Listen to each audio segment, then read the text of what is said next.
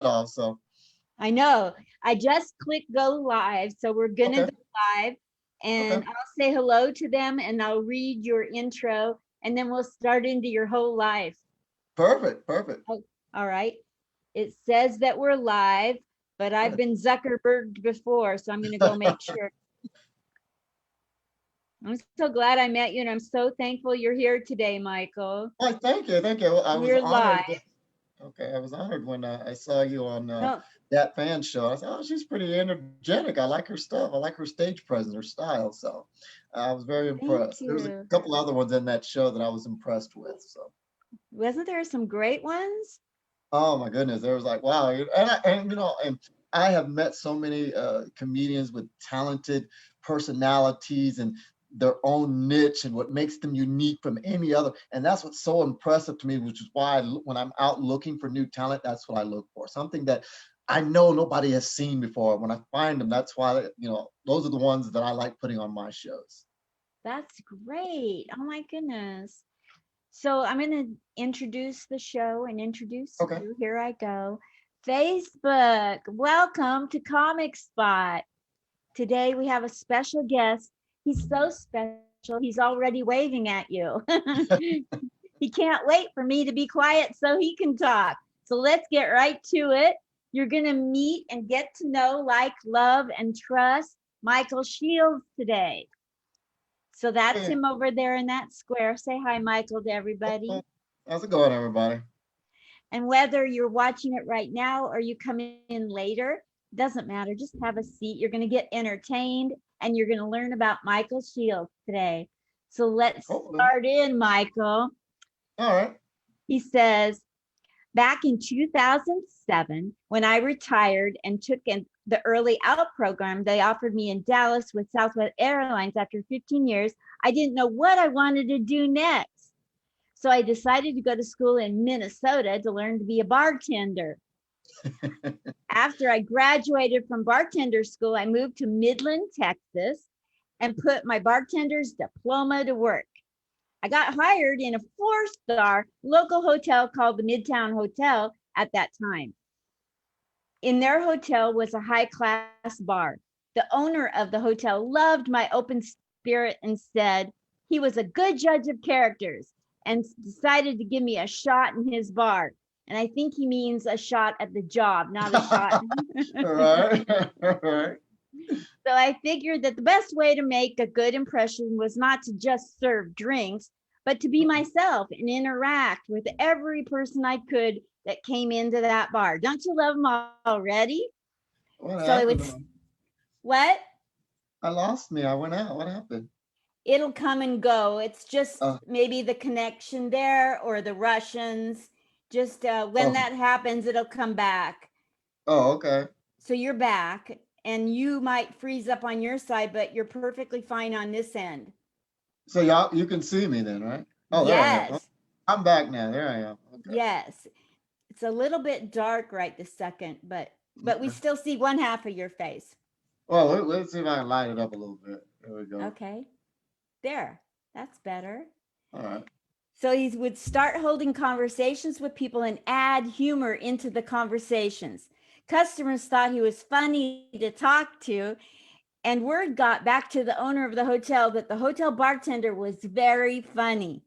So, after numerous reports of him just being himself, the owner came to him and said that he wanted him to start a comedy night at the bar. He had professional and touring contacts of comedians and comedy agents and agencies around the US and wanted him to host the event. Of course, he, Michael, knew nothing about being funny on cue, but he would host those shows, and his 5 minutes of fame grew into an experience of learning what stand up comedy was all about. And to make a longer story short, Mikey Mike on the mic was started, and MSPN, Michael Shields Personal Network, entertainment was created. And now you know part of the story.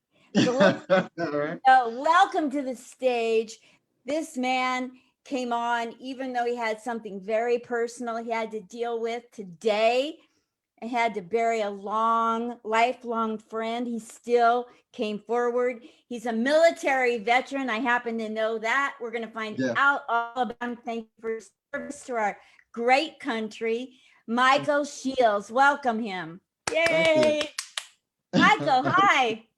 Hello, how are y'all? Thank you. What state are you in right now? There's an M behind you. Yeah, I'm in Texas. That's I'm in my nephew's room, and he was a Midland Bulldog. So I'm using his room. I'm using his personal studio since I didn't make it back to town to get in my own studio. So I told him to put the M in the background so I can give him a little props for the Midland Bulldogs from high school. So that's what the M is.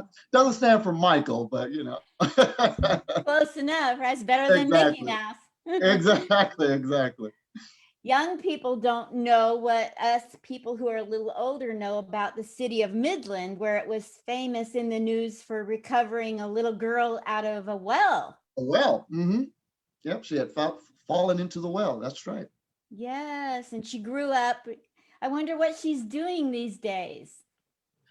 Staying away from deep wells, I'm sure. I hope she's not doing any deep dives into anything. Really? No. Oh my gosh. So let's talk about Michael Shields. Where were you born? When you have a natural, engaging personality. I want to know, about where you were, when you were growing up. Were you the only child? Were you in a family of 85? What happened, Michael, to get you to this point? No, I was born in Milwaukee, Wisconsin, way up north. And then when as I was growing up, my mom and got married, and we moved to Illinois because my dad at the time joined the Air Force. So we moved to Illinois in the around the Air Force Base, and that's primarily where I grew up most of the time. I lived in Milwaukee for a while, and then like I said, we moved there, and I grew up pretty much in Illinois. That's where I started school. In kindergarten, all the way up through I graduated to college in Champaign, Urbana, which is not too far from the area I grew up in. And after graduating from high school, I joined the Navy and went up to Great Lakes for training camp. And then from there, it's all downhill from there. So. We already got one person on Facebook making a comment. Irma Linda Ruiz says, "Oh no, trouble." She's very funny and very cool friend of mine too, Linda Louise. Yeah, she's a very good friend of mine. She's also a promoter. Is she? She has a very unique style of comedy. I got to see her in Vegas. Yes, she's very good. She loves to sing. She's a karaoke. I love her stage personality, and she loves her karaoke. She loves to sing, so she's awesome. Oh, I didn't know that. Oh my goodness. Oh yeah, she's done about 3 shows with me. I had her on with Julie McCullough one time, and they just killed it. Yeah, they killed it. Oh, that's great. Oh my gosh, thanks for watching, Irma, and posting that comment. So you grew up, and in your childhood, you're now in the comedy entertainment business. When did you realize that you had some sense of humor or engaging personality and comedy, both that brought you here? So when did this develop in your life? I think I always had it, because when I was growing up, I used to get in trouble in school a lot because I was always being funny. I was making the kids laugh sometimes when I shouldn't have been making the kids laugh. I would always, I was always, trying to be being funny. I mean, I got to be to where they would have to call my parent, or my mom, and she'd come to the school. Well, your son was disruptive again. He was making the other kids laugh and giggle, So, and that's where it started. And just as I was growing older, like I said, it was just me, being me. And I took things seriously only to a certain point where I didn't want it to, hold me down, So I thought my best way out of it was humor, and I never grew up, I'm the oldest of 3 brothers. Okay. And I was the oldest one. And so it's not like I had, my brothers to fall back on as far as comedy. My dad at the time wasn't a very funny man either. But I don't know what it was. I guess growing up, I started watching a lot of TV where I got it from. Red Fox was probably the first comedian that I used to watch back in the day. And then along came Richard Pryor. So watching those guys, And I love what they were doing on stage.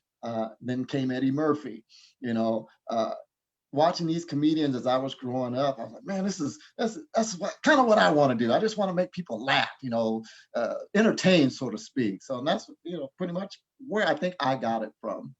So. And you never actually pursued straight up comedy, but you went into a bar, you getting a degree and as a bartender and working in a bar in a very lovely hotel. Was it a hotel? Mm-hmm. Yes, what it was a 4-star hotel. At the time, it was the what they call the Midtown Hotel because it was in Midland. When it sold out, the Wyndham Garden Hotel came and took the chain over, which was kind of sad because I wanted to keep that room. Like I said, I had already, when I got hired, like I said, I got hired as a bartender, and at the time it was just a high class bar, you know, with very expensive liquor. Yeah, high class, like I said, and me just being me, you know, when people come down, I wouldn't even know what it was. You know, it could be any kind of conversation that come up, and I'd make light of it. You know, I'd make humor, or you know, how's your day going? Oh, well, you know, I've had a bad day. I said, well, you know, tomorrow's better. You know, I would just make jokes out of it. You know, and it just kept going. You know, I just kept going, and I never even knew half the time that they were going back to the owner. And the owner was saying, hey, man, that bartender, he lightened up my day. He was pretty funny. And it was like, I don't know, it might have been maybe a year to a year and a half after I was hired as a bartender there, that he came to me and said, Mike, I've been hearing all these, you know, good comments about you in the bar, and I want to do a comedy night here at the bar. And I said, wow, cool. Now that's all I thought he meant. He just wanted to have a comedy. So then he comes, he says, well, I want you to host it. I was like, me? What do I know about comedy? I don't know anything about comedy. He said, well, I have contacts of, you know, comedy agencies, touring comedians, celebrity comedians, agencies, stuff like that. I will make calls. We'll get a show, a show started. We'll have 3 comedians in, and you host it, and we'll just run and see how it goes. And I like, wow. So that's kind of like where my 5 minutes of fame came from, you know. And at the time I didn't know how to be funny on cue, but when I did the first show, I was nervous as all get up, you know. I mean, I was a bartender. How am I going to be nervous, you know? But now we got a crowd of people, and they're watching, they're focusing on you. I didn't really know how to react or respond that first show. So it was kind of more of a learning curve. Then I was like, hey, I'm Mike Shields. I'm the host. We're going to do comedy today. So it kind of wasn't, that first show wasn't very funny because I didn't know how to be, you know, on cue. Exactly. And it was, I can't remember the comedian's name at the time, but he told me, he said, Mike, all you have to do is be yourself and then learn to write your own material. I know you're new at this. And he was giving me pointers, you know, write about what's funny to you, write about something that happened to you in your day and turn it funny. You're kind of young. And of course, at the time, I didn't have kids. So he said, you know, write about your kids if you've got kids. And, you know, they're always good for a laugh somewhere or another, or a relationship. But it was just stuff I was involved with, you know. So, excuse me, I just came from, retired from Southwest Airlines. So I'm like, wow, writing material about stuff that's happened to me. I said, man, some of the stuff and the material and the people I worked with up in Dallas, the material I could come up with was just those guys. That's where I started my career as far as comedy part of it, you know, writing the comedy part. And then, of course, as I got more comfortable and more shows that we did, the comedians would come in. Every comedian that would come in, they'd give me a little bit of advice, give me a little bit of more information and help me out. And it got to where I had one guy, I remember and you might have heard, I don't know if you've heard of him, but he's a very popular guy in the San Antonio area, was one of the guys that came to my bar. His name is Alex Kool-Aid. Big guy who, at the time, he reminded you of Fluffy at that time. It was early on. And he came and he said, man, I like your stuff. You know, you can work, you know, do this, do a little bit more of that. So he was more of the one that kind of really got me started in focusing more on writing material. Good. And I came to where I grew from that, and I've worked with Alex like 3 or 4 times in different shows, and I, you know, kind of credit him for getting me started on that. It's wonderful. That's wonderful. So, how many years have you been hosting and doing comedy? And are those different answers? Well, it sort of is different because, like I said, when I first started, I was mainly the host. Yeah. And I was hosting, like I said, learning 5 minutes of fame, 5 minutes of fame. And then as I learned more about the business and got more tips and information, my 5 minutes grew from 7 to 8 as a host, uh, 8 to 10 still as a host. And I was happy with just being a host. And then the bar became a very popular place for comedy. We call it the Velvet Room. It was a hot spot. Not only was it a hot spot for comedy, but I had also turned it into one of the hottest high class dance clubs of the Nice. evening. So we have comedy start out the weekend and end up with a dance club. I mean, it was so popular. I had a strict dress code, lines to get in, that kind of stuff. It was that popular.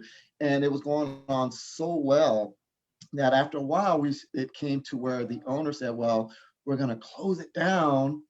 And because the Wyndham Garden people were going to come in and take over the hotel. I was like, wow. He said, but, hopefully, we could still do this in the comedy room. But when the hotel garden people came in there, they didn't want to do comedy anymore. So my boss, the owner, he said, well, I'll tell you what, Michael. He says, I'm going to give you all of my contact information, celebrity comedians, touring comedians, agencies. You just take it and run with it. I was like, wow, cool. So I said, okay, come on, So when the Wyndham Garden people came in and closed down my Velvet Room, people were still coming, man, are you going to get up in the Velvet Room again? Is he going to come out? I said, I'm working on it, guys. I'm working on it. I even wanted to get the room myself. But like I said, the Wyndham Garden people had other ideas for the room. So I was like, wow. So I ventured off to finding other locations. And I said, hey, look, I've got a product I'd like to maybe, bring to you. That's when I went to Odessa. I said, there was a sports 10 bar that they had there, which is kind of almost the same setup, but it wasn't as high class as the Velvet Room. So I said, I'd like to start doing some shows here. And the first person I brought in over there was Steve-O from Oh my gosh. MTV. Yeah. I said, this is a guy I can get, and I'd like to bring him here and do a show. And they was all for it. So I got a hold of Steve-O, and we brought him to Odessa. And I had worked with Steve-O before in Illinois. I had did a show in Illinois with him. Unfortunately, it was doing at a college town. But I built that show up. Oh my gosh, I was so hurt by this. And I thought, well, that was my first bad experience, I say, because I had promoted it, like I said, because I was working with him in Illinois, and we had sold about $1,200 or so tickets, and the sales were still going up. Well, Steve-O's agent had accidentally double booked him. So they had to cancel with me because they had to go with the ones they booked with first. So I had to refund all of those tickets. Oh my gosh. So yeah, so that was kind of frustrating. But Steve-O came back and did another show with me in Odessa, and it was great. So we did that, and it took off. And then my second celebrity comedian, I brought in Bob Zaney from the Bob, from the Bob and Tom, Bob and Tom radio show, and he was a great success. And I did a show with him. I booked a show with him in Illinois as well. So I was going all over from Illinois back here to Texas, in and out of Midland, Odessa, wherever I could find a spot. And it started going where people were like, great, man, let's do comedy. Let's do it, So it started from there. And then I moved to Monahan's. And Monahan's had a Coliseum, which very rarely did they ever use for anything. So I got in there. I brought in comedy shows there where I had Julie McCullough.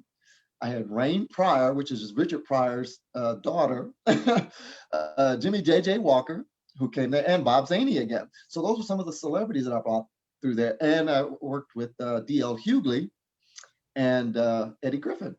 So I started expanding, people that I knew. And it just grew from there.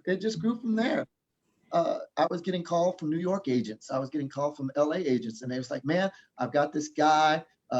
we hear you're the man to go. It was me and another guy who's main promoters in the Odessa area. His name is Rob Jenkins. He was a good, I learned a lot from him as well as far as getting shows started.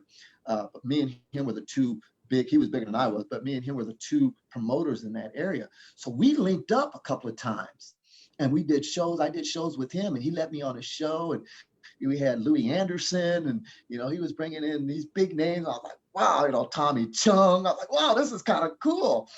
So it came to where I got to work with all these great comedians, and from there it just took off. I mean, like I said, I had all the connections, and my name was in the system, so people knew who I was. I'm like from New York and LA. I'm like, right?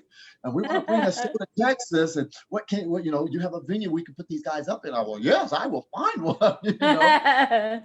So that's pretty much how I got started. And then, like I said, it expanded. Then I got into San Angelo. I found a venue there. As a matter of fact, the venue owner in San Angelo called me and wanted to see, said, man, I hear you're the guy to bring comedy, and I want to start comedy here in San Angelo. I said, cool, what do you want? What's your budget? And we started from there. And it was first, I just brought in touring comedians, which were, comedians in the business weren't big names, but the fact that you're having comedy in a venue, people are like, oh, comedy, let's go, check it out. For 3 years, that I started that thing, and it ran for 3 years and got very successful. And then I brought the first celebrity comedian in there, which was Kevin Farley. And Kevin Farley came and packed the joint. And it was incredible. And I was like, wow. And I went on tour I did a 3-city tour with Kevin Farley, and we just blew it up. Wow. Ever since then, I've been on a roll. So you're a show promoter. Mm-hmm. Is that correct in your title? Yes. And yes. So you can go and you can find venues and promote shows and find the talent. Mm-hmm. Any place, of course, like I say, now I've got like venues in Lubbock that I can go to. I got 2 venues in Abilene, one in San Angelo, Midland, Monahans, Fort Stockton. I've got all these venues that want to do that, or say, hey, let's do a show that I can go to and bring a show there. Of course, a lot of it's slowed down now because of the COVID, but these are venues that I have and can still use when I do my shows. So, and Wonderful. Then, of course, now, over the years, that I've gotten more familiar with the business, I'm doing my own comedy as well. I do stand up too. So I'll either host or I'll feature, and then I get hired, or people will call me up and say, hey man, will you do comedy for us? Like, yeah, of course. So I get to do comedy as well. And I love doing it, just like everybody else out there. Absolutely. So what is it in Texas right now? What's happening with regard to shows running or not? How is Texas? Well, I tried to get back in it. Like I said, we shut down. I had a big show. It was in May. I had a 3-city tour with a celebrity comedian. Her name was April Macy. We had a 3-city tour, and we had to cancel because this thing kicked off. So I was out. We had to stop. All my venues closed down. Oh, that took my heart. My San Angelo venue closed down. My 2 Abilene venues closed down. Of course, Midland and Odessa, were closing down. Monahans had shut down. So all of them had shut down up until, a couple of months ago, we tried it again. I did a show with in Midland. Another friend of mine called me out of San Antonio, and we did a show with oh my goodness, I don't want to blank now. I never do that. I know, right? Because I'm never usually lost for words, as you can probably tell as I talk. But we did a show there, and it went pretty good. Of course, with the social distancing, we did Midland first. We did a 3-city tour. We did Midland first, then we did Abilene, and then we did San Angelo. All 3 shows, we killed it. It was just big. And I was like, okay, well, maybe we're back. Maybe we're back. So then we tried kicking it up again, and I got a new location in Big Spring, or venue. So we tried starting it again, and the city's like, it's just getting crazy again. We got to close it down. So I was like, oh my gosh, that's here we go again. Irma, who just tuned in, she did my last show before in my new venue in Big Springs that we had to cancel the next following month, which was just last month. So Wow. it's been up and down since this thing, and it's I do my shows, and people are always anxious to know when I'm doing the next one or who I'm bringing in. And I've got comedians that'll call me, Mike, man, what do you got, man? Can you give me a venue? Can you, what do you got? And I'll say, well, let me see what I can do. Because I got venues all over the place. Yes. But it's just that with the COVID now, it's, can we do it? And my biggest thing is a lot of the comedians that I work with, I won't say high dollar, but it's got to be worth their while. And with social distancing and the crowd being cut in half, there's not as many people that would normally be there. And the type of talent that I usually bring in, are very talented. I've never had anybody say, oh man, that person was the worst. So the people that I bring in, they put on a show. I mean, they give a show. And I love finding people that have their own niche, like I was telling you earlier, because I know once I put on my show, it carries on that label of MSPN Entertainment. Man, he bought another one, Wow. And I mix and match my comedians all the time. So I've got a huge list of comedians that say, hey man, I'll book you in this month. I'll try to get you in this month, so it's kind of like that. So. When I was on Dat Phan Show and you were down there and I watched you, I studied you, and I was telling the other veteran that was there, who I've since interviewed, that Chris Crawford, that you did not just give up the laughs for anything. You were very selective, not in a haughty way. You were just selective, and you were honest about your laughs. And yes. that made me trust you. Good. There's nothing worse than someone laughing at you and then not telling you that he enjoyed your set, or and I saw you being selective in who you thought was funny and what jokes. You weren't saying I need to laugh for everybody. If they earned it, they got it. Well, see, and this is the thing. Chris Crawford is my partner in crime. Yes. He's the one that I use in my San Angelo market that hosts all my shows when I bring shows in. So Chris knows me. And when I'm, like I said, I talked to Dad, Mr. Phan, and I don't know if you know her, Mary Baquette. Yes. Got me and Dad connected. And he said, well, I told him I want to come and check it out because Jennifer Moore, or Jenny Moore, she's another friend of mine, very talented. She's quite a few shows with me as well. She killed it that night too. I like to watch. And when I watch, I study everything. Like I said, when I watched you, I saw the chemistry, your stage presence, your excitement, your movement. When I first saw Chris, I watched him. He had funny material, funny stuff, but he was so stiff. He wouldn't move. He wouldn't move around. And he would, you could tell he was a speaker. And I said, Chris, you've got great stuff. I said, a lot of times if you get a little movement in it, move around, start, being charismatic, it'll bring out more your comedy more. So when I'm watching people to see, wow, okay, that's good. That's funny. And I study them to where that's who I want to do one of my shows because their material was funny. And if I don't fall out laughing out of the chair, that doesn't mean I didn't think you were funny. And I told Chris after that you mentioned that, I told Chris after, I said, yeah, I watched the whole show. And what I didn't really like is I don't like it when comedians give the proper, attention, which is good, but then they fake laugh. I don't like that. Yeah. I think it's more disrespectful to fake laugh on a comedian. And a lot of times you can tell when it's a fake laugh, And I said, when it's funny to where it really makes you laugh, then laugh, go ahead and open up. And it could still be funny, but you don't have to fake laugh it. You know what I mean? Wow. And that's another thing I do. I watch, and I forget his name now, Joe Koo or Joe, I forget his name at the moment. He was very funny, very Joe funny. Coy, Joe Co. Coe, yeah, Yes, he was very funny. Uh, very. the lady from Canada, Yes. she was very funny. And Uh, that was an off night for her. You didn't oh, even catch loved her it. at her best. She's so Wow, much funnier.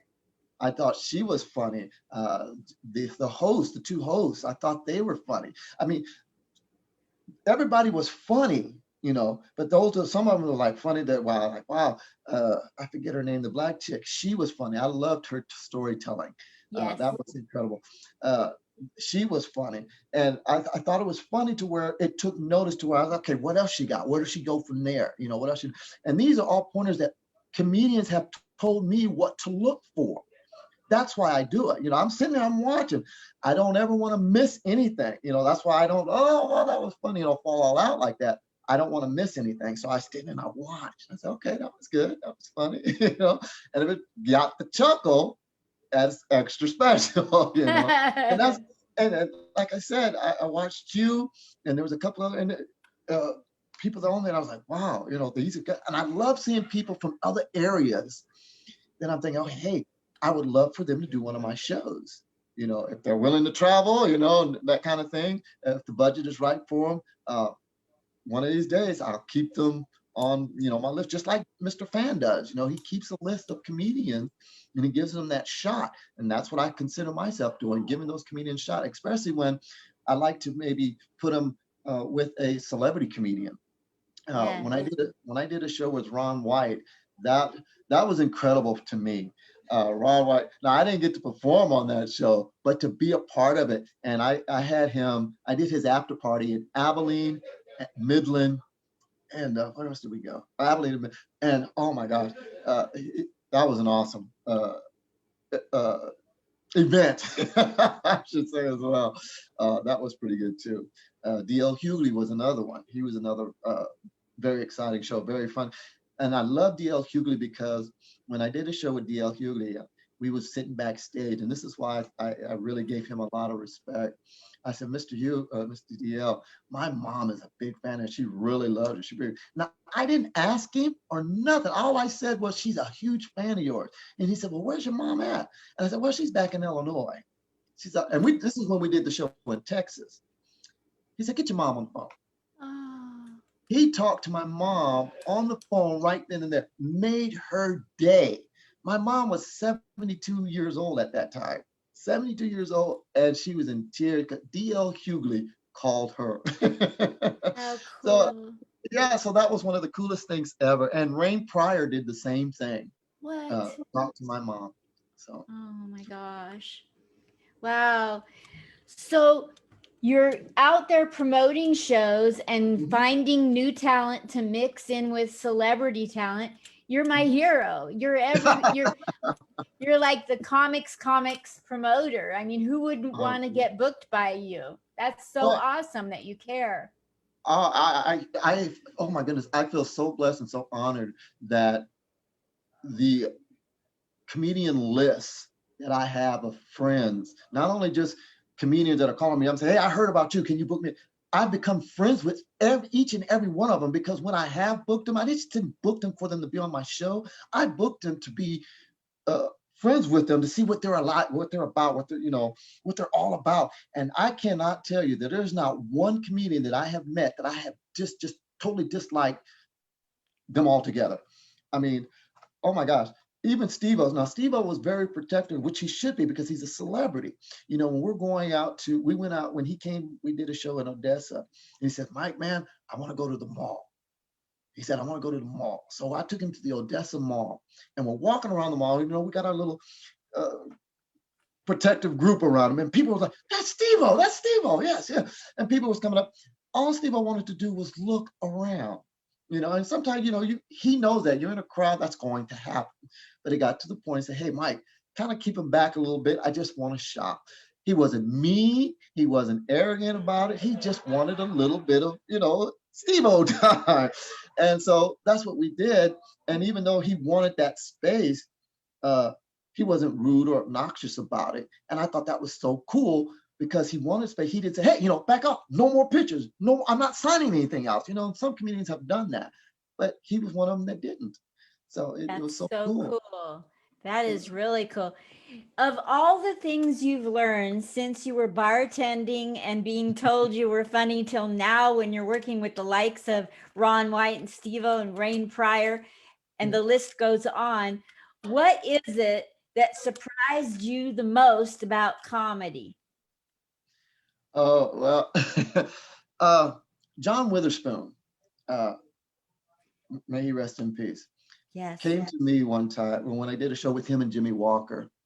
And he said, don't nobody tell you you're not funny. You be funny, no matter what it is. You're going to have those that ain't going to like your material. You're going to have those that will. It doesn't matter. He says, the joke, you could tell the same joke over and over again and get a different response every time. It's not how you tell the joke, it's how you deliver it. And if you deliver it the same way and people aren't going to laugh, then change it up a little bit. But you don't have to get rid of that joke. Just find out how it works. So it surprised me how true that statement really was. I remember I did a show to where I did my joke, one of my standard jokes, and I said it like I've always said it. And it was like surprising that I didn't get the laugh that I thought I would normally get. So I did another show. As a matter of fact, it was the second show of that night, same night, different audience. I changed up how I said the punchline, and I got the laughs back. So it was amazing to me that what he told me about how to deliver the same joke makes it funny or not. So then, from there on, if how I say the joke or finish it up is what makes it work. And I pass that on, a lot. That it's not that your joke isn't funny, it's just how you deliver it. That's awesome. So what are some things that you've been able to pass on besides that to up and coming comics, comedians, and talent? Well, comedians always ask me, she says, well, they'll always ask me, they'll say, well, Mike, how do I know if I'm funny? I said, you want to know how you know if you're funny? I said, if you go to an open mic or if you go out in the open and you perform in front of family and friends, they're going to laugh because they're family and friends. I said, if you want to know you're funny, go to these open mics in front of people you do not know. Do your material. They will tell you if you're funny or not. And here's the thing, like I was telling you, it doesn't matter how you tell that joke to whether or not they laugh at you. It's how you deliver it. So if you go in front of an audience that you don't know or that you've never been in front of and you don't get the laugh you're expected, change up how you deliver it. And I've had, comedians come back to me or call me and say, Mike, man, you're right. It worked. I said it completely different. I put more oomph into it, or I put more animation into it, and I got the laugh. I said, each crowd that you go in front of is going to be different. It's going to be, you're never going to get the same two crowds ever. You're going to get that heckler every once in a while, to where the next show, you're not going to get a heckler at all. You're going to get that drunk guy that's like, just being loud, and you're going to go get that next show that they're very, in tune to what you're doing up there. And that's so cool. I remember I did another show I was with Mr. Lopez, and Mr. Lopez, I did a show in Odessa, George Lopez. And it was funny because, of course, he packed the place, sold out the place. And he would start his jokes, which was funny. He would start it in English. But then when he get to the punchline, he'd say it in Spanish. And I couldn't understand a word he would say. I was like, what'd he say? What'd he say? So after I said, Mr. Lopez, I said, you told the joke in Spanish. I never could understand you. He said, well, you better learn Spanish or learn two different languages if you want to watch a Hispanic comedian sometimes. So of course, I've never learned Spanish, but it was funny that he said something like that. He said, well, I never know whether I'm going to tell the punchline in Spanish or in English. It's just the spur of the moment. Like I said, how you tell the joke or deliver it is what makes it funny. Yes. So sometimes that's what he does. Sometimes he'll say it in Spanish. Sometimes he'll say it in English. But that's how he delivers his jokes or his punchline, depending on the audience. So That's so amazing. I saw Paul Rodriguez do the same thing here at yes, Knowles. yes. And you get the joke. It doesn't matter. You don't need to know Right. the, it's like obvious what he's doing. Yeah, Paul Rodriguez is very funny as well. Yeah, he is very funny. I like Yeah. work. I did 2 shows with him. Did you really? I saw a picture with you and him. Mhm. I did 2 shows with him, and my son, who from California here visiting now, was so impressed that he got to take a picture with Paul Rodriguez. So Oh, that made his day too. So I know he was a lot younger than him too. So he was happy to take a picture with Mr. Rodriguez. that is so cool. Well, when you're looking for talent and you Mhm. say, well, send me your stuff, like you're not sure if you want them and you say, send me your stuff. What are some of the best things somebody can do when they're submitting to you? And what's the biggest no-nos that people have done? Uh, like I say, I like the idea of getting comics the opportunity to show what they've got. So even when they send me the material and I look at it, or I see them, or I send the clip, I'll say, okay, this is what I would like to do for you. I will let them special guest on the show or be a host. So that gives them either 5 to 10 minutes as a host or 7 to 8 minutes as a special guest, depending on how I think they can handle themselves on stage in front of a lot of people. Now this isn't open mic now. This is a real deal. I'm offering you pay. I'm giving you money to come perform at one of my shows. It may not be a lot, but for the spot that you're in, exactly. This is what so I give them that opportunity, and I put them in front, and either they cut it or they don't. And if they do good, I have them back. It may be on a different show. It may even be for a feature spot. Jennifer Moore, she's one of them. She started out as a guest. Uh, um, Guest host on one of my shows. And Jennifer is funny. As you can tell, you watched it the other day. She's very funny. And it got to where I loved her stuff. And I've given her feature spots. I've given her shows where I've let her headline, in certain venues. Same with Chris. Chris was the same way.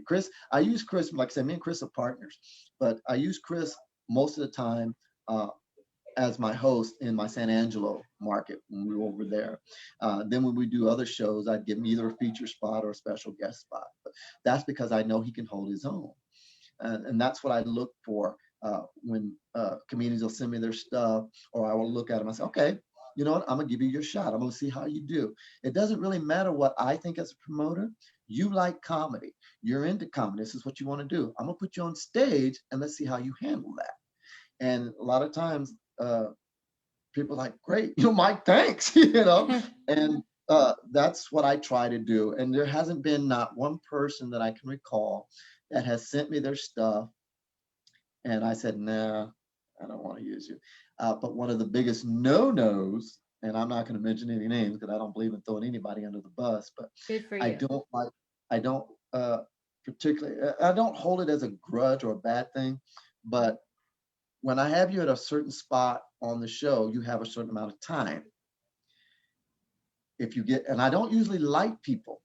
I say, this is what your time is. I trust them to know what their time is. Because if I say, okay, I'm gonna have you on this show, this is a show, this is an open mic, this is your time. You practice, you prepare for it, you know when to stop. So then there's been times where I've had a comedian come up there and they're not doing really well anyway. The crowd is not really feeling them. They did their time, but they didn't stop. They kept going, and then I like them, and either they act like they don't see it, or they'll turn away and they'll keep going. That's probably the only thing that I don't, but I don't have that problem. I don't have that as a big, huge, major problem. Maybe once or twice that I've had that issue where they just didn't stop. But I don't like them. I don't like them. I tell them this is their time, and I trust them that they know when to start and finish. And it works perfect. I've never had an issue, or a serious issue. We'll put it that way. That's a very good style of management because Yes. a lot of times we act like comedians don't have a brain in their body and they need to be told when to get out. They know. Yeah, that's what I'm saying. And another thing, I remember I did a show in Albuquerque, and this is another pet peeve. Now, I was headlining that show, and a comedian came on, and the promoter for that show said, okay, this is your time, this is your time, this is your time, this is your time. One of the guest spots guy came on, he had, I think, 12 minutes. Well, he ran out of material at 8. So I guess he didn't realize, and maybe they, of course, I told him about it after the show. You know, it wasn't that I was trying to, correct anything he was doing, but as people have given me advice, I like to pass it on as well. I said, just because you're given a 10-minute time slot or a 12-minute time slot, if you've only got 8 minutes of material, you don't have to stay up there the full 12 minutes. So don't stay up there after you've ran out of material at 8 minutes, go, what should I talk about next? And I had the guy do that. I'm like, no, dude, don't do that. If you're done, say, hey, that's my time. Thank you. Because when you extend something you don't have, you're taking away audience's attention to where they might leave before the headliner comes up, which is who they came to see in the first place, Wow. So I tell them, if you run out of time, out of material, you don't have to stay up there the full time if you've only got less that type, of material. So that was another thing, but I've never had that happen again either, because people know. I say, hey, this is how much time do you have that, that much material? Oh, well, yeah, I do. I said, well, if you don't worry about it. Just cut yourself short. Say, hey, that's my time, and we'll move on. So that's another thing. That's good. That's another great style of management, because some bookers and promoters will give you a certain amount of time, and you've got to do that time or you don't get paid. Right. And it works against the show, doesn't it? That is true. And sometimes I've had maybe a comedian that'll come to the club as, to support what I'm, the show. And they say, hey, Mike, man, can you get me on for maybe 3 to 5 minutes? Well, usually I don't mind doing that, but when I put on a show, it's 90 minutes. I've given everybody their amount of time and let them fill that 90 minutes. I don't mind a comedian who comes in who likes to do time if they ask the other comedians that I have on the show, do they mind cutting their time? When I'm hired to bring in a show, I said, I'm bringing you 90 minutes of a show. Nothing more, nothing less, unless the headliner is doing really well and the crowd's like, encore, more, like Kevin Farley. Kevin Farley did that. Mark Price did that. I did one with Mark Price. He did that, where they wanted more Mark Price. And the fact that if they're willing to let them have 3 minutes of their 8 minutes or 10 minutes of time, fine. I don't mind that. But even myself, if I go to support my friends that are doing comedy and they'll ask me, they'll say, Mike, do you want some time? I was like, no, you've already got your card set. You've already got your lineup set. I don't want to take up anybody else's time or be a part of something that I wasn't originally a part of. I'm here to support what you're doing, So that, that's another thing that I like you all. You are you're straight up ethical. Oh yeah. I try to be to where it's fair to everybody, and everybody enjoys what they're doing, and not ruining it for somebody else. It's like, man, he cut my time and let this other guy on. No, I won't just put somebody on without saying, hey, if they are okay with you doing it, you're cutting into their time, that's fine with me. But see, I don't have that issue too often either anymore. So I like that a lot. What is the funniest thing that went wrong? It went wrong and it became the funniest thing of the night that you don't ever forget. And this has to do with my boy Chris Crawford. Okay, there was a show that was in Monahans, Texas. That night, I didn't book it, and it was everybody was surprised that the comedy show that came through Monahan wasn't booked through me, nor was I on it. They're like, what? This isn't Mike's show? How did we get booked, at this show? Well, Chris was part of that show. Okay, I was supposed to do a show with Julie McCullen in Dallas that night. Nice. On my way to Dallas, I forgot my wallet. And I was halfway there. I didn't have no money to pay for my tank, to fill my tank up, because usually I try to fill up at half a tank. So I had to turn around and come back. So when I came back to Monahan's, I went to the show. Well, when I got there, you could tell it wasn't a Mike Shields production, that's for sure. Because when I got there, the DJ didn't have the mics, didn't do a mic check. So the audio was bad. The owner who booked the show didn't even stay there to make sure everything was properly set up. The mic went out on the DJs. He asked me if I could use my mics. Of course, I had to go all the way home to go get my mics to bring back so they could use them. Well, the stage, something happened to the stage where you couldn't hear the comedians on the stage. So Chris Crawford, it was his turn to go, bought a stool and put it in the middle of the crowd and stood up on the stool in the crowd and did his set without a mic until we could get the mics hooked up. And he did not let the fact that the mics went out, it was so unorganized, that he still did his show on a stool in the middle of the crowd. And to this very day, it's so funny. And it went well because the show went on. That's and, so funny.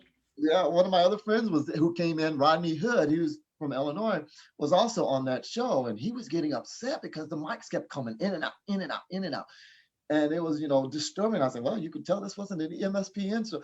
And I remember him telling me, say, well, this isn't a Mike Shields show because none of this would have ever happened on one of his shows. Wow. So people were kind of upset that I hadn't booked that show to where it ran to professional style that I had been taught to do. And That's I wonderful. continue to do that. Wonderful. What is the scariest thing that's ever gone down? Ooh, the scariest one is when I did a show with Mary Paquette and Mike Epps. We did a show in El Paso and Midland. Okay, so they were going to put me on the show in Midland with Mike Epps and Mary Paquette. And we was on tour, so we're going to do El Paso too. Well, when they asked me to do it in Midland, I was unprepared to do it because I didn't know, So I was a little nervous. So I was like, oh my God, I can. And they were, trying to get me, said, no, man, I want to see what you got. I heard you're pretty funny. I said, but, to be funny, I also like to be prepared. I can ad lib and I don't do crowd work. I'm one of those comedians that don't like to do crowd work because I don't like people in the audience trying to be part of the show because sometimes they get out of hand, and when I had the Velvet Room, I had security that could handle that. But, when we have other shows where they don't have security, I don't like doing crowd work where somebody's going to take it wrong. It's a comedy show. These are jokes. Some people still don't get that through their head. It's a joke. Don't get mad. Don't get upset. If you're going to get mad, get upset, just leave, Yeah. So I don't do crowd work for that reason. So I was a little nervous about doing it. So I was like, no, I can't do it. I can't do it. So the next night I was prepared and we went to El Paso and we did a show. Well, Mike got sick. And he had a hard time breathing. Yeah. So Mary had did her set, and then I came out and did my set. And before we brought Mike on, Mike said, man, I'm bad, man. I'm feeling bad. Go out into the audience and see if anybody has a breathing machine because he couldn't breathe.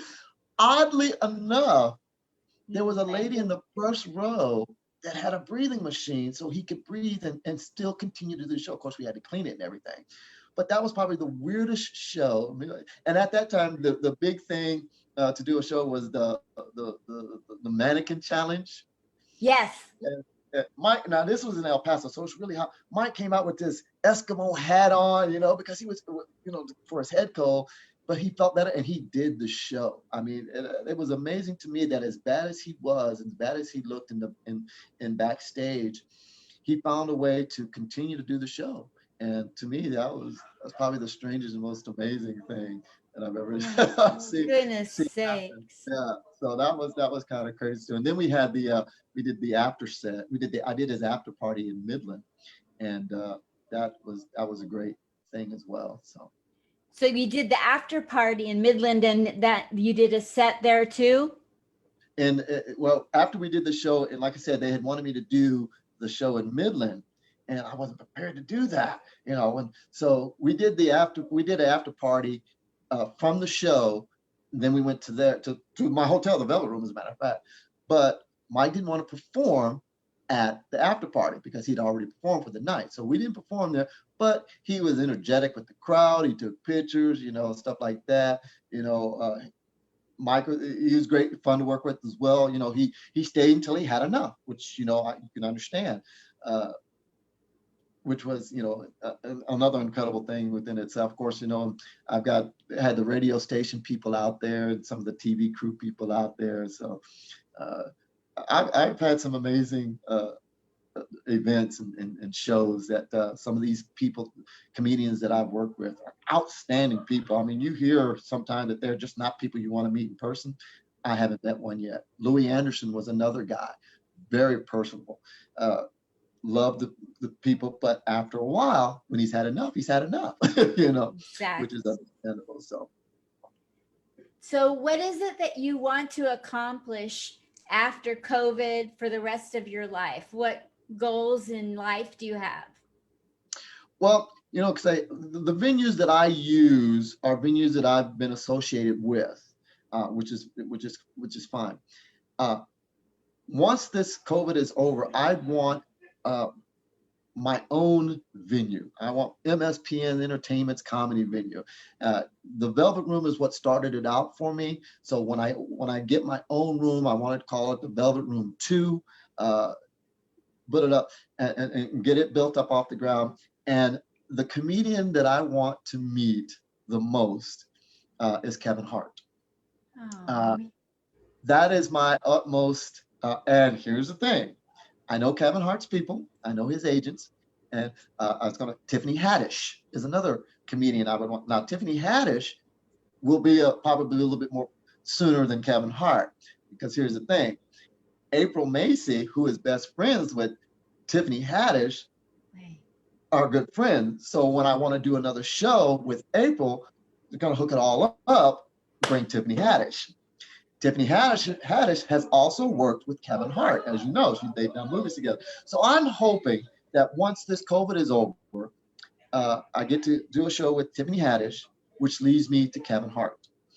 If I can get that accomplished, I think I'm set. I've been set. That's just a goal of mine. Any other comedian that I meet and have the honor and the pleasure of working with, believe me, there's David Chappelle. I had the opportunity to meet him up in Minnesota.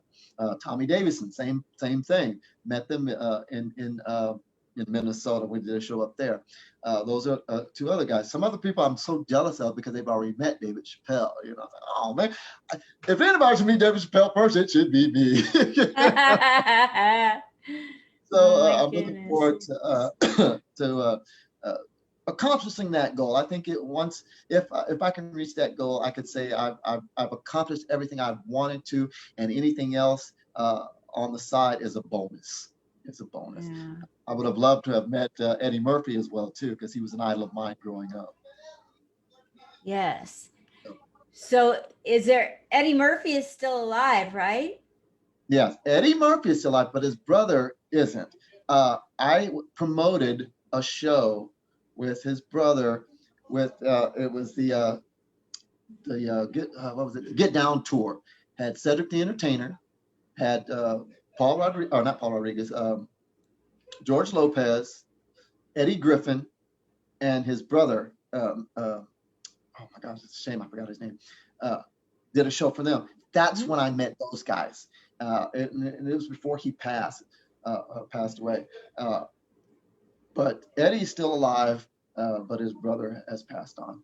Yes. And his brother was Charlie Murphy. Charlie Murphy. Yeah. But I was lucky enough to promote their show and do their show and meet all those guys. I've done 2 shows with Eddie Griffin, so that's kind of cool.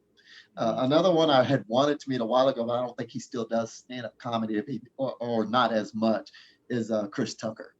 He's another that I would love to. And I've been to a Chris Tucker show. I've seen him.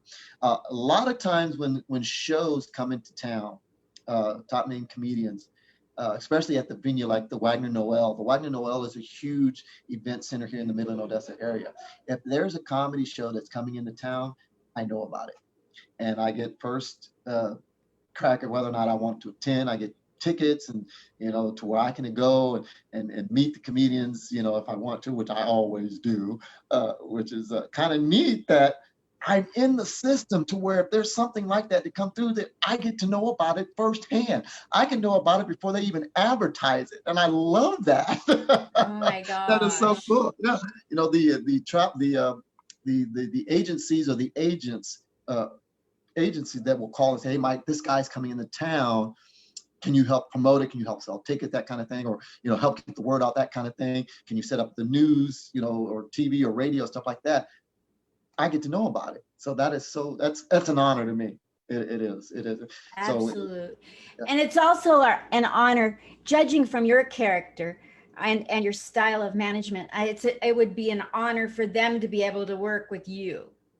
And oddly enough, Mike Epps has said that. He said, man, he said that, I don't work with a lot of people who aren't, celebrity wise or, promoters, but you are very, he liked what I was doing. Ron White said the same thing. Him and his Alex Raimundo, which is his nephew, love working with me because I put on a professional show. I do things, I try to do it all professional, mic checks. I make sure I don't like wireless mics with the batteries, but if I have them, I have backups ready just in case. Nothing's, if anything goes wrong, is with Murphy's Law, what goes wrong can't go wrong.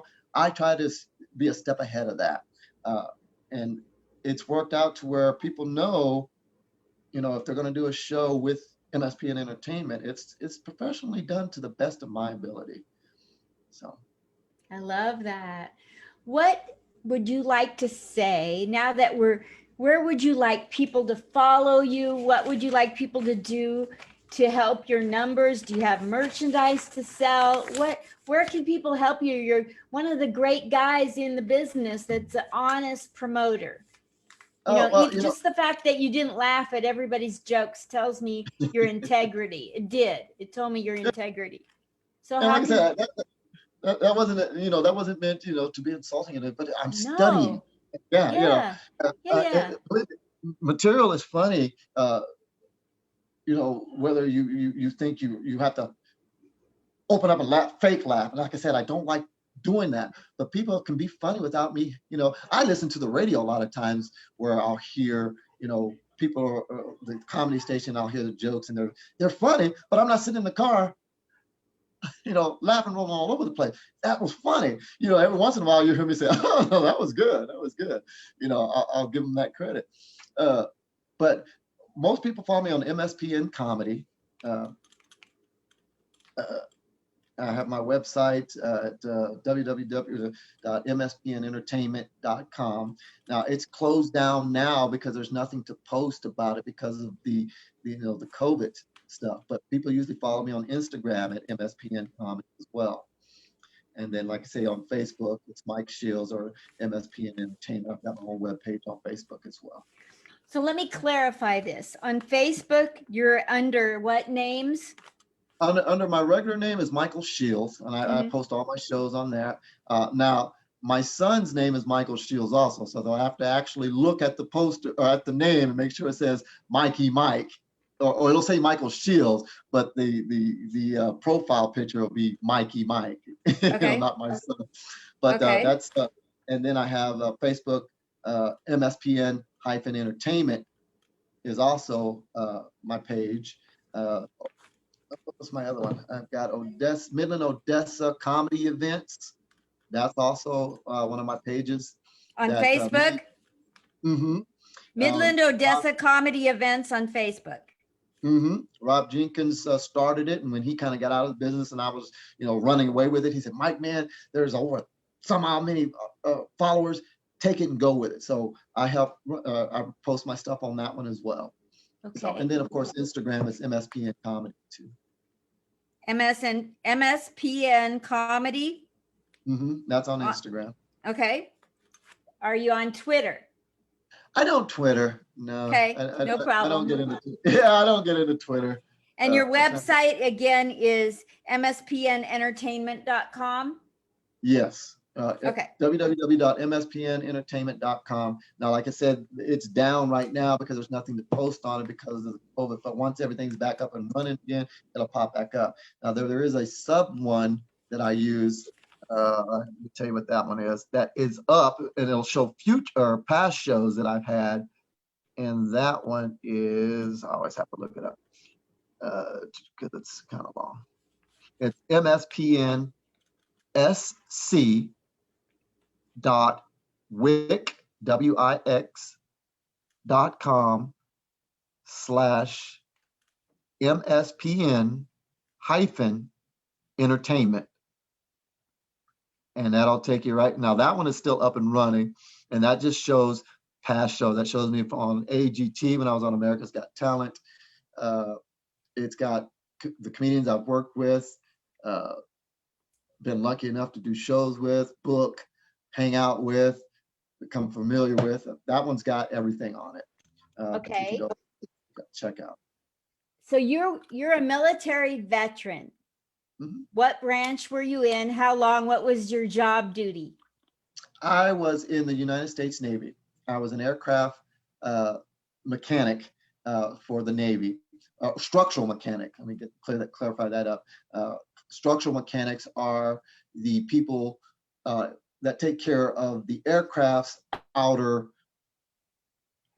structure. If there's dents or something needs to be smoothed over, because they fly with the air.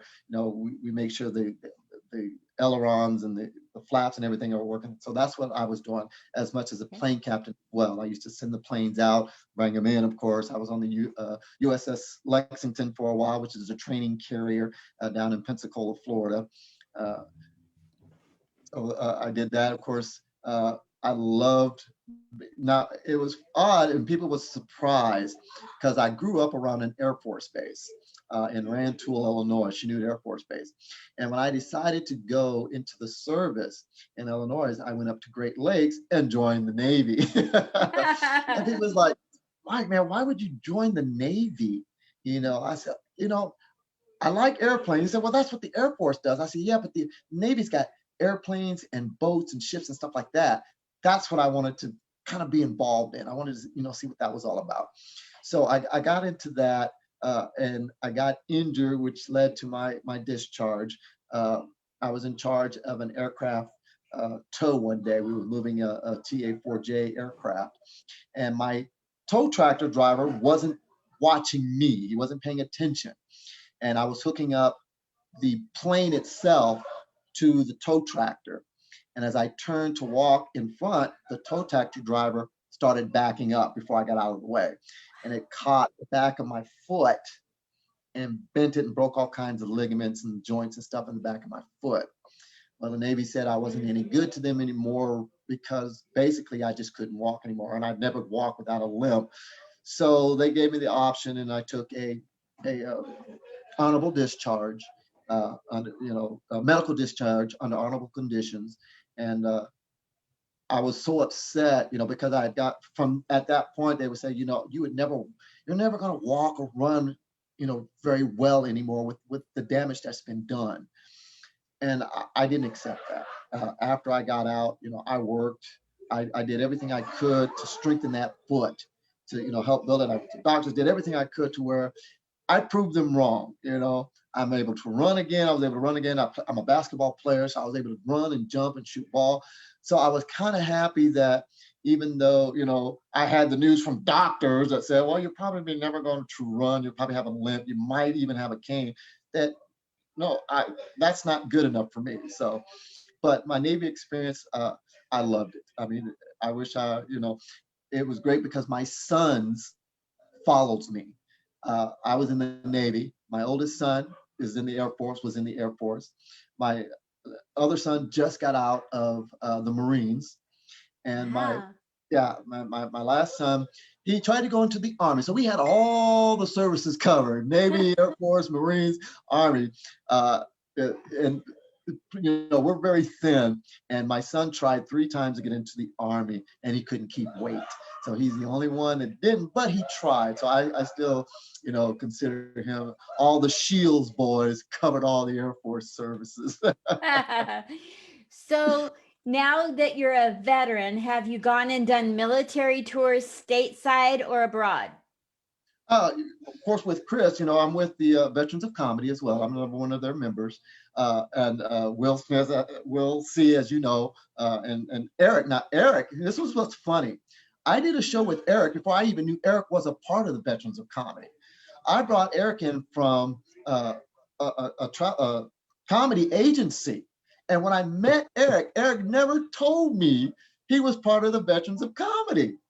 And then when I met Will C, and Will C told me he brought another friend out. And he said, me and the founder, Erik.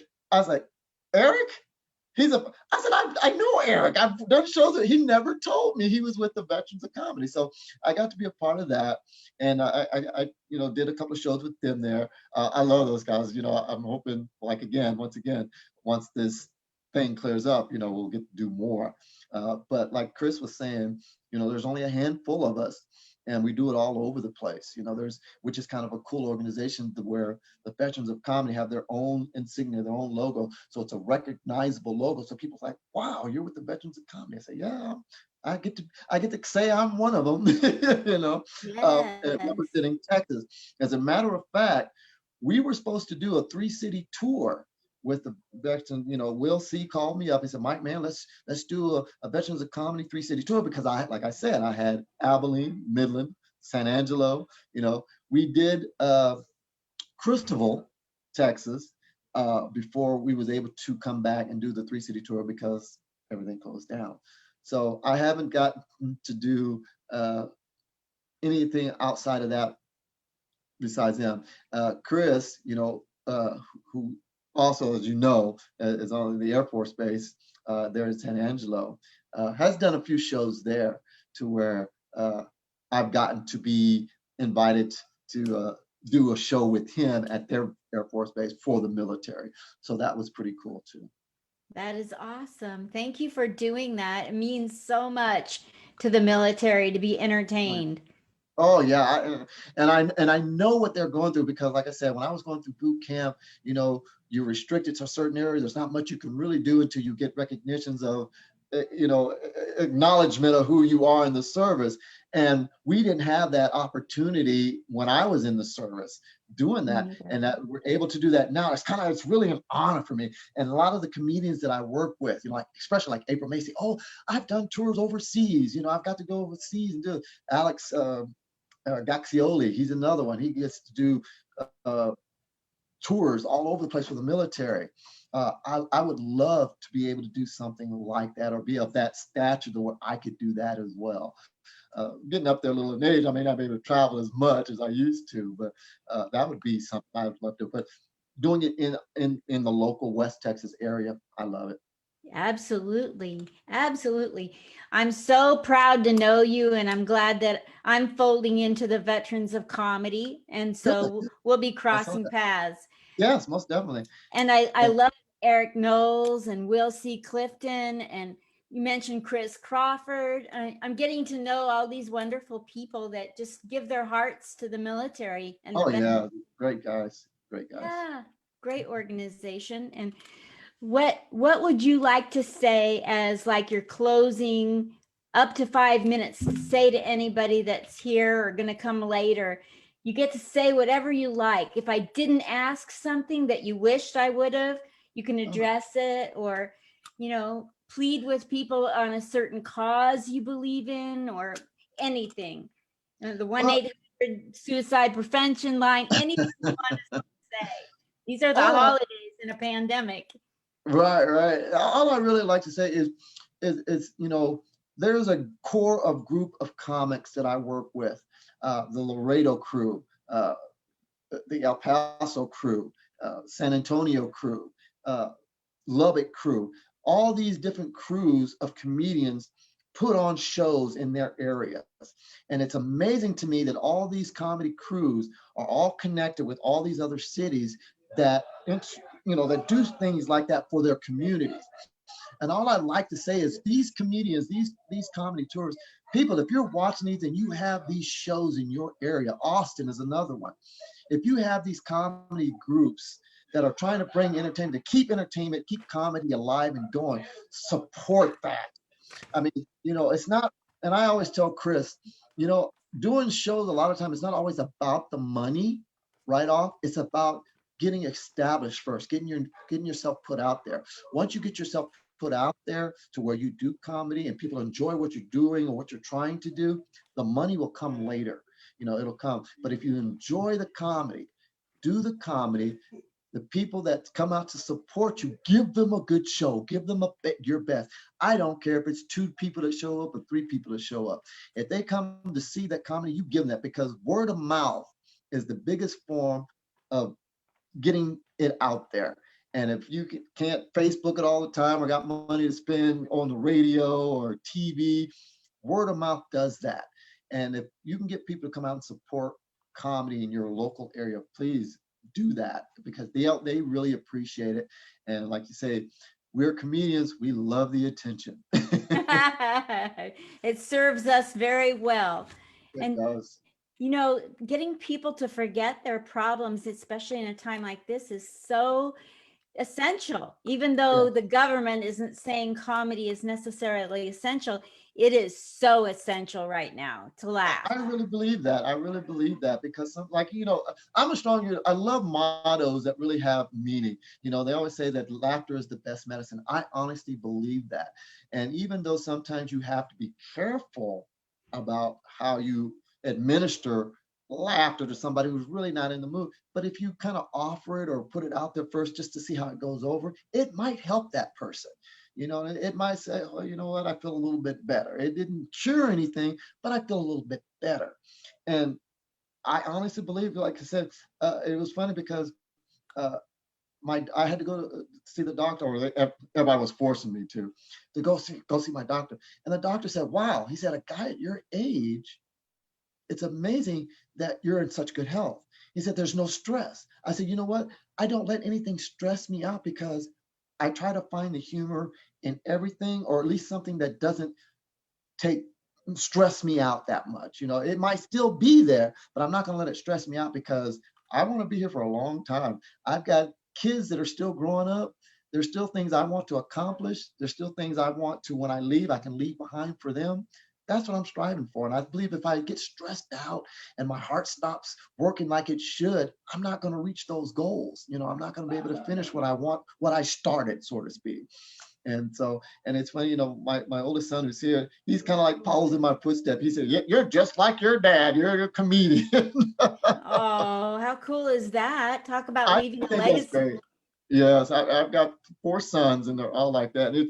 My son's in school, or even my daughter, when she was going to school, she was like, they would come up to and say, man, I heard your dad was on America's Got Talent.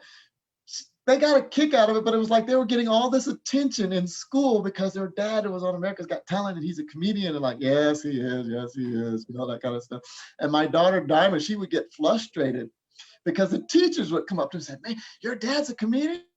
Yes, he's a comedian. Okay.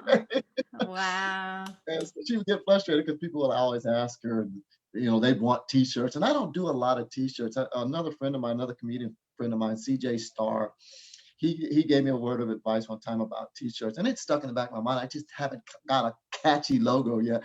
He said, if you don't have merchandise like t-shirts or something, you're leaving money on the table. And I thought that was pretty good. If you've got, like I said, a lot of time, I don't care if you perform in front of 2 people or 50 people or more. If you've got merchandise or something that you have that, you can come up with a catchy logo and you bring it to that show, those 3 people might buy 3 or 4 t-shirts from you, and you've already made your money, whether you might have had, a crowd full of people, for your time anyway, for your time spent anyway. But that's always stuck in the back of my head too. If you don't have merch or something that's catchy, you're leaving money on the table. So get something, that's catchy merch. And I've seen some guys, some comedians, Irma's another favorite of mine, her Mind Twist logo, that is so eye-catching. And I'm sure it's been very profitable for her as far as getting something that people like, I like that, that is cool. I've got one myself because that's how much I like that, that logo. Israel, the real comic, he's got another one that's So great. on your website, can people buy your merchandise? No, I don't, like I say, I don't sell my merchandise online. At your shows? At my shows I do. I think online is a little bit more trouble than it's worth trying to keep up with online, to where in person it's easy. Here you go. Thank you very much. There's nothing else to send out, order, package, all that kind of stuff. So absolutely. Let's talk about America's Got Talent. And then I have one closing question then. Sure. What happened when you were on America's Got Talent? I didn't go snooping, so I don't know. Well, these were auditions, and it was funny because I got an email the first time. I got an email that's saying, hey, this is America's Got Talent. We're auditioning for, I think it was season 14. It was either 13 or 14 at the time. We would like you to come out and audition. I didn't think it was a real email. Right. How do they know about me? So I kind of ignored it. I didn't pay much attention to it. And then I got a second email again, following up. Well, I had to turn it down because, like I said, I didn't think it was real. I had booked another show, the date that they wanted to do the interview or the auditioning with Jimmy J.J. Walker. So I was like, wow, this is real. I said, well, I can't go because I'm not going to cancel on Jimmy J.J. Walker. It's my first time with Kid Dynamite, So I didn't go to that one. So the following year, I got another one. And I was like, oh, wow, this is cool. And this one was up in San Antonio. So I was like, cool. So I said, okay. So I filled out the information and I got to go. I filled it out and I went to it and it was amazing. It was just something that was totally unbelievable. And I don't know how, I didn't apply for it. I didn't look it up and hit the hit button to see what kind of response I got, but I got the email and I don't know if that's just something that went out or what, but going to that and seeing the surroundings and the atmosphere of all these talented people, and the singers, what I tell you, the thing that amazed me the most with the kids, the young kids that were singers, and these little kids who could sing. Oh my gosh. I said, there's no way as a comedian I'm going to beat that. But it was funny. Yeah, but it was a great experience because in my group of 25 people that went in that first time, we had the auditioner there, and there was only 2 comedians in my group. It was me and another guy, and against singers, and there was a magician, 3 magicians on that one. It was a great experience, and I did my set. Now, and here's the thing: I had to do it in a minute and a half. Now, that is probably the hardest thing you ever have to do because, as comedians, a lot of times when you set up your joke, you tell the joke and you wait for that laugh, and you hear the laugh before you go into your next joke. That could be a minute to 30 already. So in the room, and I talk fast to begin with, So, but I did it. And I did a set and I went through it in a minute and a half. And when I watched the first comedian that went up, and I'm looking, like I said, I study people. I just see how they present themselves. That's just something I do. As a matter of fact, I was advised to do that from other comedians. Watch people, see how they do it. You can learn from them or you can learn what not to do from them. So I was always watching and learning. And I'm watching this first comedian and that was in the room, and I never shortchange another comedian. Whatever they do, whatever their material is, that's what they think works for them. That's great. And I watched them and I said, okay. And then I'm watching the judge, and the judge doesn't move. He doesn't react. So I'm thinking maybe the judge does like me. He's watching. It might be funny, but there's no laughter. So I said, okay, cool.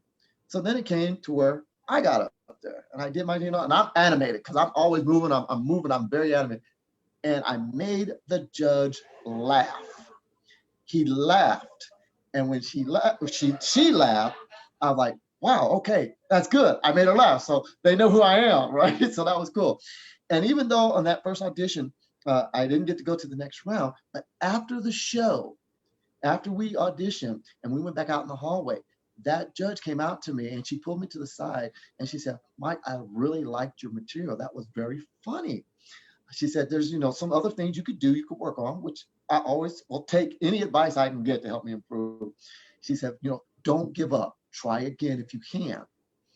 So, which was funny was the next year, they came to Dallas.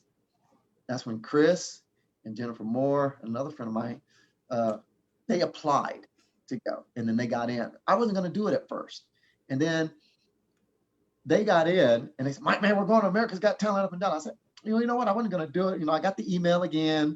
It was the one that I was disappointed from the last time. I just thought, well, maybe not this time. But since they were going, and then I heard some of my other comedian friends in San Antonio that were going, I said, well, I'm going to do it again. So I went and found the email, hit it, and then I got a phone call from Howie Mandel, and it was a recorded message, and it said, Mike, we got your audition invitation. We're looking forward to having you come out and try again, right? So I called Chris up. I said, all right, Chris, I got my call from Howie Mandel. I'm coming to the show. He says, you got a call from Howie Mandel? I said, well, it was a recorded message, but yeah, I got my call. He goes, I didn't get no call from Howie Mandel.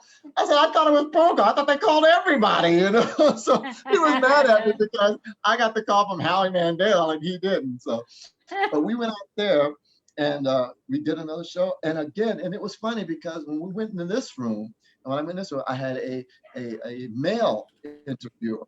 And when he called my name and he looked it up, he says, Mikey, Mike on the mic. He says, I remember this name. I remember this name from San Antonio. They were talking about this name. I lied to you not. I was like, are you sure it was this Mikey Mike? Yeah. He said, we heard you pretty good. So I did a completely different set in a minute and a half. Completely different set. And I made him laugh as well. But again, I didn't advance to the next round because on these shows, on these America's Got Talents, when they're doing it for certain seasons, they're looking for a certain particular style or thing for that particular season they're looking for. And at that particular time, I guess comedians weren't what they were looking for. But he told me, he said, look, after the show, after the room again, he came to me as well. He says, there's another audition that I think you should go to. And it was in Vegas this time. It was, I think it was July the 7th. He said, you should go to that one. I said, oh man, I loved it, but I couldn't go to that one because we had just finished it. I think this was in August and it was too close together for me to get ready to try, take off time from work and then go do that. But I thought that was kind of cool too, that he wanted me to go for another one, to try another one. So, but That's I didn't so cool. And I performed in Vegas before, so I got to perform at the Sahara Club once. What? Yeah. That is great. Oh my gosh. So when you come back to Vegas, let me know because I want to be there watching you. Sure, most definitely. I know some people, Irma goes there a lot. I need to go when she goes. Yeah. When I started comedy down in Southern California 6.5 years ago, I'm from Portland, Oregon. And then I went to Portland with Harvey's Comedy Club. And they let me study every comedy all weekend long. 7 shows. I was always studying every single thing they did. So I get yes. Yeah. That's so cool. Yeah. I remember I had one show, and it was my fault, because usually as a promoter, when you book a show, you have to book a show and make sure there's no other major events that will take away from your possible crowd in that particular city. So I had booked a show once, and it was I think it was a Friday night. And it was funny because George Lopez had just done a show the night before. So I was going to hopefully feed off of his crowd when I did my show. Well, of course, George Lopez's show was so impactful and he had a lot of people that he booked a second show the same night I booked my show. Knocked my show completely out of the water, right? So it was funny because George told me, I went and talked to him because he's also a golfer. So I had took him to the Midland Green Tree Golf Country Club. That's the picture you saw from us being in the country club. I said, George, or I said, Mr. Lopez, I said, how come you didn't tell me you were gonna book a show? I said, your show just knocked my little show out the water. He said, let me tell you something. He said, when the big fish come up, the big fish is always going to eat the little fish. I said, well, you know what? You should at least let the little fish know that the big fish is coming. That way I can get out the way. But that was another thing that was from George himself. He said, well, make sure when you book a show, when you make a show, especially at the level that you're at, that there's nothing major going on around it that will take away from your possible audience. And I've done that ever since. Like Friday night football in certain cities was a major thing. Don't book a show during football season if that town is a major football town, especially on a Friday night, which is something else I learned. So I take all of these advices that people give me from everybody. It's there somewhere that I'm listening and taking into account that help me to, put shows together, and hopefully that they work when I do that. Even starting out, I may get a small crowd when I'm starting out, but word of mouth builds it. Like I said, when I got the new venue in Big Spring with Irma, we didn't have a big crowd, but word got out afterwards that they missed a good show and was looking forward to the next one. Of course, the next one got canceled because of the COVID. Yes. But, You've been been an absolute delight to share your entire trajectory of your career from beginning of your life till now. And I'm going to go when we leave here, I'm going to put all of your links, places people can support and follow you onto the post. And I'll hit you up when it's ready for you to share it again, if you will. Oh, most definitely. I have lots of followers, and believe me, they're always wanting to know what I've got next or what's going on next. And I'm not talking about just people that come to the show. I'm talking about the comedians as well. I mean, comedians follow me. I'm trying to put something together as we speak for actually with Irma again, with a couple of other comedians, just trying to see if the venues will open up and let us do it. So yes, absolutely. So again, I'm getting ready to go. Are you sure there isn't any last thing you want to say? No, this has been fun. I really enjoyed it. I didn't know if I talked too much or talked too long. Oh no, I have absolutely nothing but time on my hands. So this has been so great.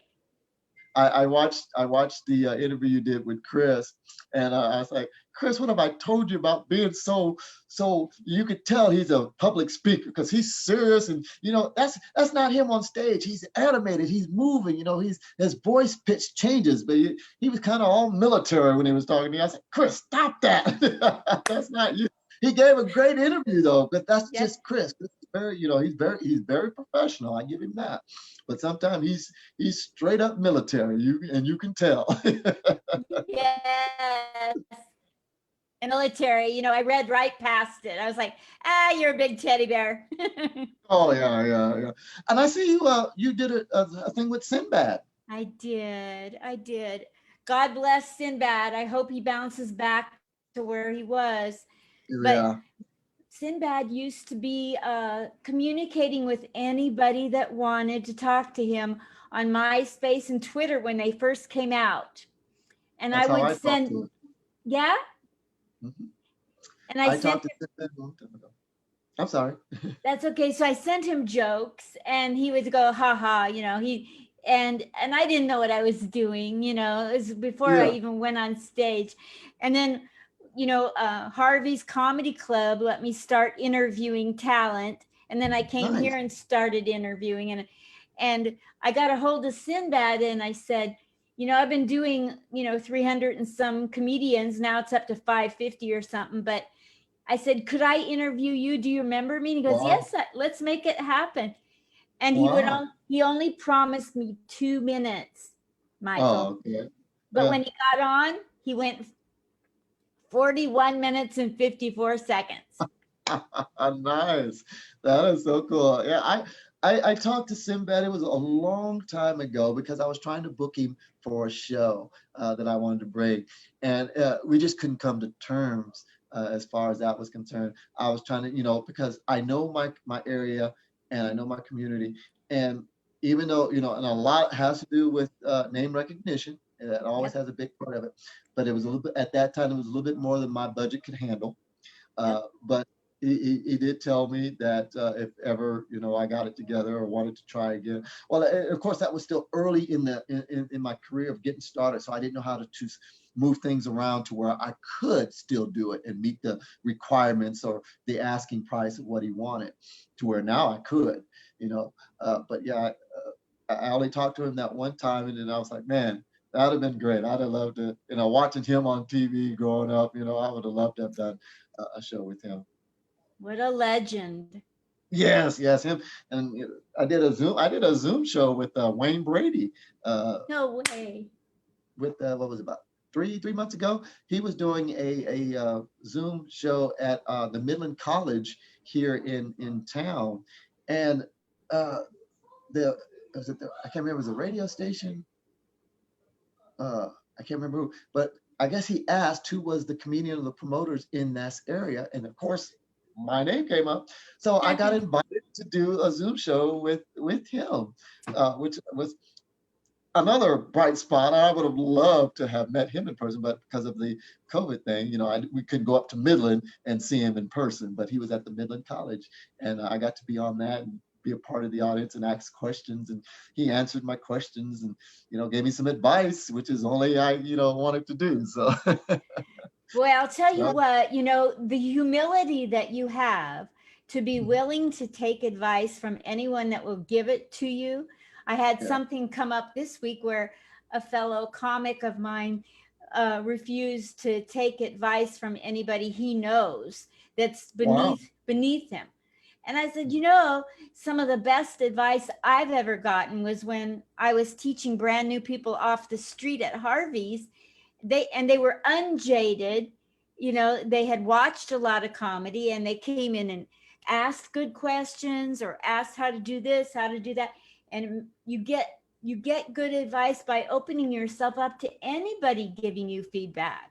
Exactly. And like I said, any advice that you get, you can take it for its point value, or you can hear exactly what they're saying and get an idea from what they're saying and create your own conclusion from it. I mean, you know, that way it can make you as a better comedian, a better, uh, you know, performer all itself, or even a teacher, you know, where you can relay that information to somebody else who either wants it or looking for it or ask you for it. And Thank you. I, like I said, I could have a guy who said, Mike, I'm just starting being a comedian on stage. This is what I like doing. Would you do a show like this, or would you do a show in this format? And I'm like, well, you know, either I've never done it that way before, or, you know, if it works for you, if you try it out at an open mic, which is where you're supposed to try it, you can try it out. And even if it doesn't work that very first time that you try it, you don't give up on it. You work on it, you change it around, you deliberately deliver it differently. And if it works for you, keep it. That's the best advice I can give to you. And if you're asking me would I do it that way, I say each person who makes a name for himself or a niche for him or herself is what makes that person special and will do pretty good in this business. I said, you don't want to be like somebody else. You want to be the best you can be for somebody else to watch you and say, I want to be like him or her. Yes.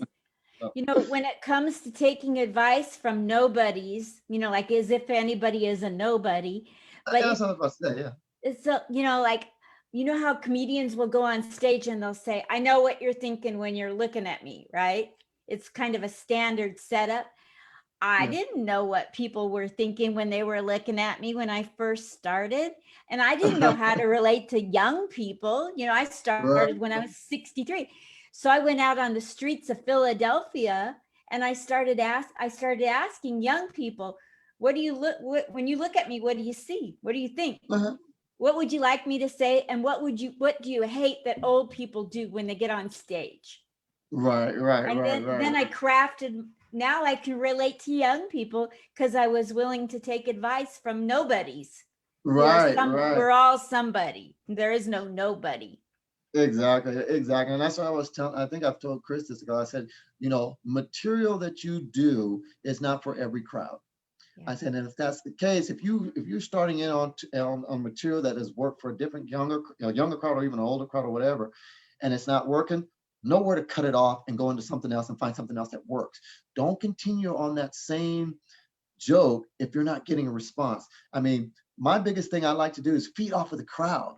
I like to see how they're reacting to what I'm saying. That's why I don't do a lot of Zoom comedy, but because I didn't think there was an audience. But when I saw that Mr. Fan was doing it, where there's an audience, I was like, oh, I want to sit in and watch it first and see how it goes, and then I will come back and perform later.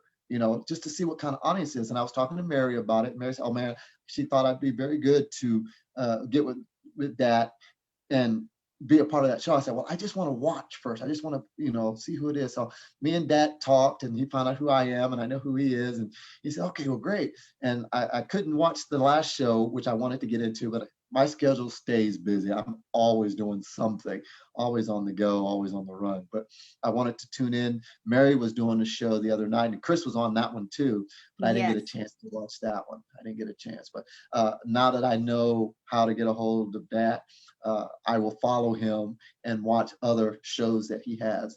And once I have my notebook and I write names down, and your name is in my notebook. Thank you. That's For nice to when, hear. yes, so for when hopefully 2021 clears all this 2020 craziness up and I can start again, I've got a new crop of comedians I can introduce for 2021. So hopefully we that'll happen, and I'll bring you guys out. Like I said, coming from Vegas, I know it's a little bit of a distance. I forget her name. I don't have my book in front of me. But the one from Canada, she was very Yes. funny.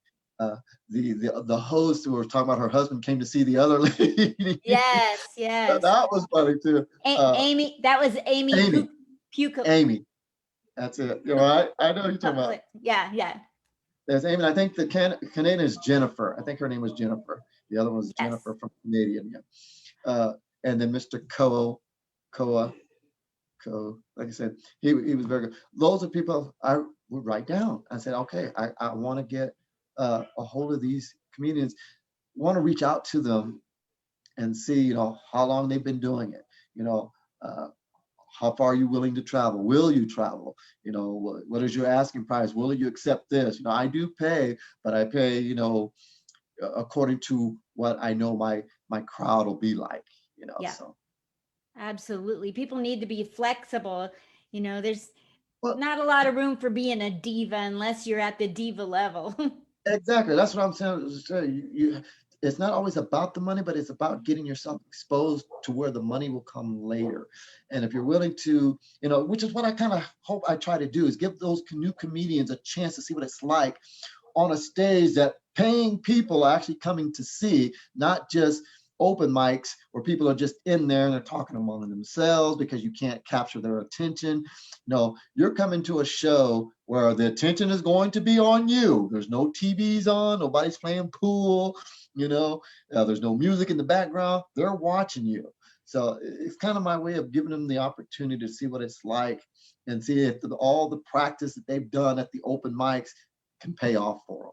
Yes. So that's what I consider myself trying to do, anyway. I've gone in the Northwest and in the East Coast and put on comedy shows by myself where I brought in people or did it alone. And I've done comedy for one person in a hospital bed who was deceased before I left the hospital to 1,000 people in a parking lot. Wow. So That? that's why I'm so glad I'll be part of Veterans of Comedy rather than trying to do it alone.